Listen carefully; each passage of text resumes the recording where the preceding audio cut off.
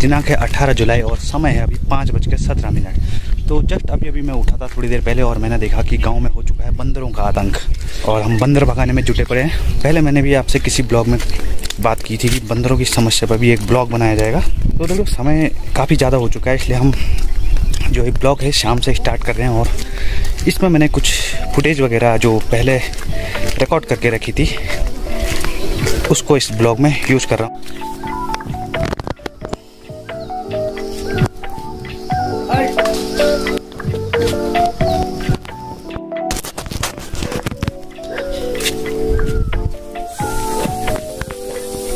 तो कौन लेते बच, अब ये देख रहे हैं पत्थर यहाँ तक जाएगा या नहीं।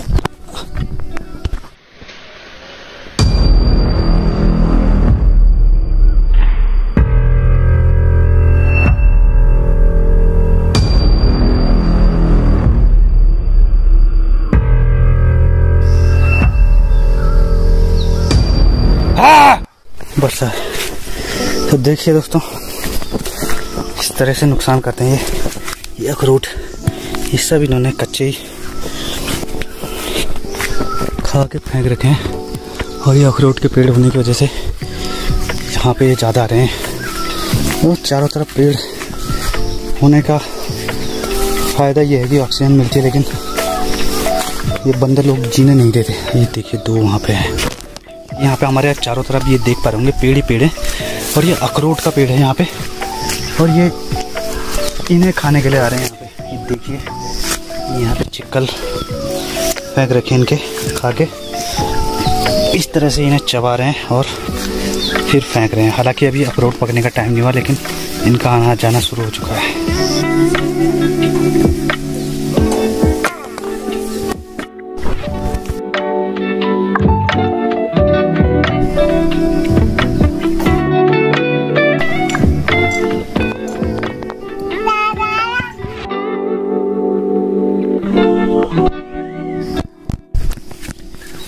तो दगड़ियों समय है 11 बजे और लगभग 1-1.5 घंटे तक लंगूरों को भगाने के बाद अब वो नज़र नहीं आ रहे हैं। आशा करते होंगे कि चले गए हैं।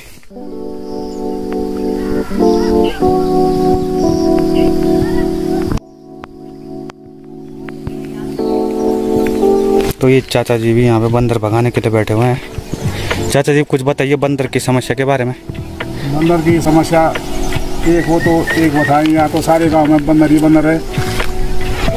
आपको क्या लगता है ये कब से बड़ी है बंदर की समस्या? राग में जब से रोड आई है तब से ज्यादा बंदर आई। 2019-20 की बात है, वन विभाग उत्तराखंड ने लगभग 14,000 बंदरों को पकड़ लिया था नसबंदी करने के लिए, लेकिन मात्र 300 या 400 बंदरों की ही नसबंदी हो पाई थी। और उस समय उत्तराखंड के वन मंत्री हरक सिंह रावत ने भी एक बयान दिया था जो काफी विवादित हुआ था। लेकिन जब मैंने अध्ययन किया था, अब समीक्षा की थी, तो 14,000 बंदरों को हमने पकड़ा और लगभग 450-500 से कम बंदरों को हमने नसबंदी हमने की। तो वो बड़ा, मुझे खुद ही बड़ा आश्चर्य। बात भी सच है कि हम जब 14,000 बंदर हमारे पकड़ में हैं और लेकिन फिर भी मात्र 300-400 बंदरों पर ही नसबंदी कर पा रहे हैं, तो जो बंदर आज़ाद हैं उनसे हम कैसे बचाव कर पाएंगे अपने किसानों का या फिर बच्चों का। दगड़ियों जो ये बंदरों की समस्या है एक बड़े लेवल की समस्या है। इसमें अगर बड़े लेवल पर काम होगा तो ही शायद कुछ हो पाएगा और किसान एक बार फिर से शहरों में जाके पलायन न करते हुए खेतीबाड़ी की तरफ अग्रसर होगा। लेकिन इसके अलावा भी जो उत्तराखंड का किसान है वो हमेशा से अभाव में ही रहा है दोस्तों। बंदरों के अलावा यहाँ पे रात के समय पे सुअरों का जो प्रकोप होता है वो जारी होता है। सुअर रात के रात कई सारी फसलों को बर्बाद कर देता है, जैसे गेहूं हो गया, जैसे कि आलू हो गया और अरबी हो गई या किसी भी प्रकार की दूसरी फसलें।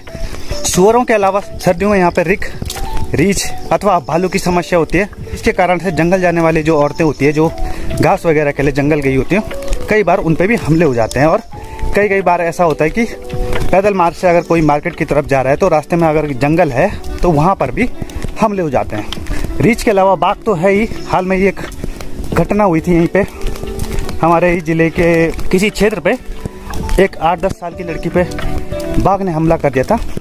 हालांकि वन विभाग द्वारा उसे पकड़ने की अभी तक कोशिश की जा रही है। समस्याएं तो बहुत है, लेकिन समस्याओं को निपटाने की कोशिश नहीं की जाती उस लेवल पर। बंदरों की वजह से ना सिर्फ खेती बाड़ी नष्ट हो रही है, बल्कि यहाँ पे किसान जो हैं वो बड़ी तादाद में पलायन करने को मजबूर हो रहे हैं। कई सारे लोग सजेस्ट कर रहे हैं कि अगर गांव से पेड़ वगैरह काट दिए जाएं, गांव के बीच में जैसे ये सारे पेड़ हैं इन्हें हटा दिया जाए तो बंदरों की जो समस्या है काफ़ी हद तक कम हो जाएगी, क्योंकि बंदरों के जो ठिकाने होते हैं छिपने के ये पेड़ होते हैं। लेकिन मेरी दृष्टि में ये समस्या का ये कोई समाधान नहीं है, क्योंकि पहाड़ टिके होते हैं इन्हीं पेड़ों के कारण। पेड़ों की जड़ें ही पहाड़ों को पकड़े रखती है, और अगर इन्हीं पेड़ों को काट दिया जाए तो भूस्खलन वगैरह काफ़ी ज़्यादा होंगे, जिससे समस्याएं और भी ज़्यादा बढ़ेंगी।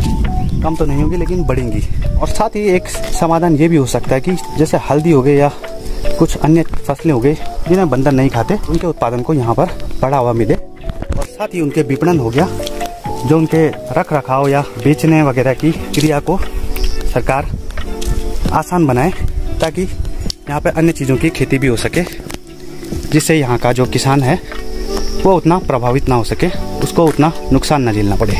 हो जाने वाला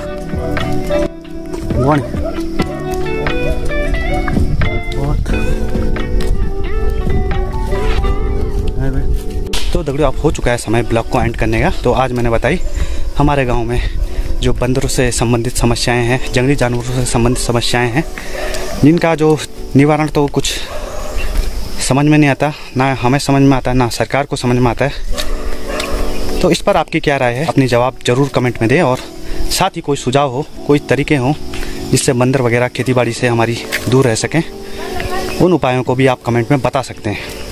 तो दगड़ियों, जल्द ही मिलेंगे एक नए ब्लॉग के साथ। तब तक के लिए टेक केयर दोस्तों।